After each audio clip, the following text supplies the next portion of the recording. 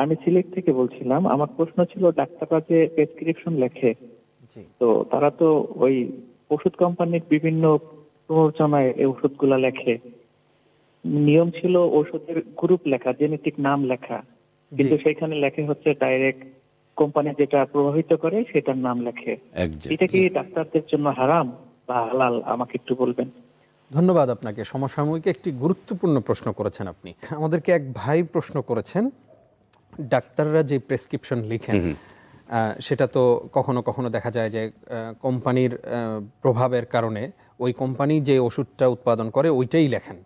হ্যাঁ, তো ওনার প্রশ্ন হচ্ছে এইটা কি আসলে হালাল হচ্ছে কিনা। একেবারে খুবই গুরুত্বপূর্ণ, একেবারে প্রশ্নের রাজা যেটাকে বোঝায়। আপনাকে আমি বলি, ডাক্তার একটি মহান পেশা। ডক্টররা যে চিকিৎসা করেন, যে কাজ করেন, এই কাজ ওনারা যদি আর ইসলামের অন্যান্য দিক নির্দেশনা যদি পালন করেন, তাহলে ওনাদের জান্নাতে যাওয়া, পরকালের মুক্তি পাওয়াটা অনেক এর চেয়ে সহজ। সেখানে ওনারা এই মহান পেশাটাকে ঘোলাটে করে ফেলেছেন। এটা হালাল পেশাকে হারামের দিকে নিয়ে যাচ্ছেন। প্রথমত হচ্ছে ওনারা প্যাথোলজিক্যাল টেস্টের কমিশন নেন, এটা হারাম, স্পষ্ট হারাম, কোনোভাবে ওনারা পারবেন না। এই যে প্যাথোলজিক্যাল বিভিন্ন টেস্টের যে কমিশন নেন, যারা দেয় এবং নেন এবং টেস্ট না লাগলেও তো দেন, এটা তো আরও একটা গুনাহের কাজ। এটা একটা হারাম, পুরো একদম মানে সহি হারাম, এর মধ্যে কোনো নির্ভেজাল হারাম। 2 নম্বর হচ্ছে ডাক্তাররা, আমরা তো অনেক কিছু শুনি জানি, এখন ওপেন সিক্রেট হয়েছে। বিভিন্ন কোম্পানি তাদের মান্থলি ইয়ারলি টাকা দেন, পয়সা দেন, মোটা অঙ্কের টাকা দেন, খাম দেন, ফ্রিজ দেন, এসি দেন, বিদেশ ট্যুর দেন, তারপরে আবার স্যাম্পল দেন। এইগুলি দেখে প্রভাবিত হয়ে ওনারা যে বিভিন্ন মেডিসিন এটার উপর লেখে, এটা ওনাদের জন্য জায়েজ নাই।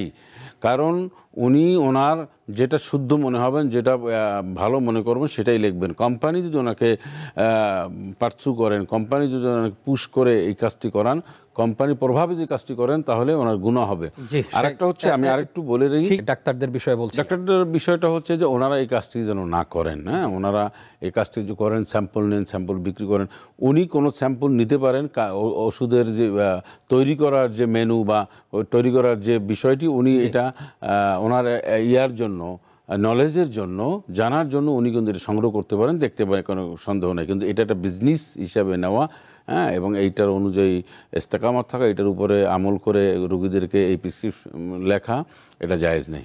আমাদেরকে এক ভাই প্রশ্ন করেছেন, ডাক্তাররা যে প্রেসক্রিপশন লিখেন সেটা তো কখনো কখনো দেখা যায় যে কোম্পানির প্রভাবের কারণে ওই কোম্পানি যে ওষুধটা উৎপাদন করে ওইটাই লেখেন। হ্যাঁ, তো ওনার প্রশ্ন হচ্ছে এইটা কি আসলে হালাল হচ্ছে কিনা।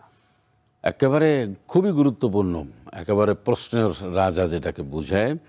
আপনাকে আমি বলি, ডাক্তার একটি মহান পেশা। ডক্টররা যে চিকিৎসা করেন, যে কাজ করেন, এই কাজ ওনারা যদি আর ইসলামের অন্যান্য দিক নির্দেশনা যদি পালন করেন, তাহলে ওনাদের জান্নাতে যাওয়া, পরকালের মুক্তি পাওয়াটা অনেক এর চেয়ে সহজ। সেখানে ওনারা এই মহান পেশাটাকে ঘোলাটে করে ফেলেছেন। এটা হালাল পেশাকে হারামের দিকে নিয়ে যাচ্ছেন। প্রথমত হচ্ছে ওনারা প্যাথোলজিক্যাল টেস্টের কমিশন নেন, এটা হারাম, স্পষ্ট হারাম, কোনোভাবে ওনারা পারবেন না। এই যে প্যাথোলজিক্যাল বিভিন্ন টেস্টের যে কমিশন নেন, যারা দেয় এবং নেন এবং টেস্ট না লাগলেও তো দেন, এটা তো আরও একটা গুনাহের কাজ। এটা একটা হারাম, পুরো একদম মানে সহি হারাম, এর মধ্যে কোনো নির্ভেজাল হারাম। 2 নম্বর হচ্ছে ডাক্তাররা, আমরা তো অনেক কিছু শুনি জানি, এখন ওপেন সিক্রেট হয়েছে। বিভিন্ন কোম্পানি তাদের মান্থলি ইয়ারলি টাকা দেন, পয়সা দেন, মোটা অঙ্কের টাকা দেন, খাম দেন, ফ্রিজ দেন, এসি দেন, বিদেশ ট্যুর দেন, তারপরে আবার স্যাম্পল দেন। এইগুলি দেখে প্রভাবিত হয়ে ওনারা যে বিভিন্ন মেডিসিন এটার উপর লেখে, এটা ওনাদের জন্য জায়েজ নাই।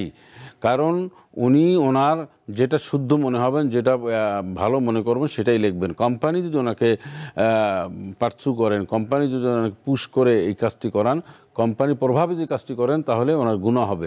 আরেকটা হচ্ছে, আমি আরেকটু বলে রাখি,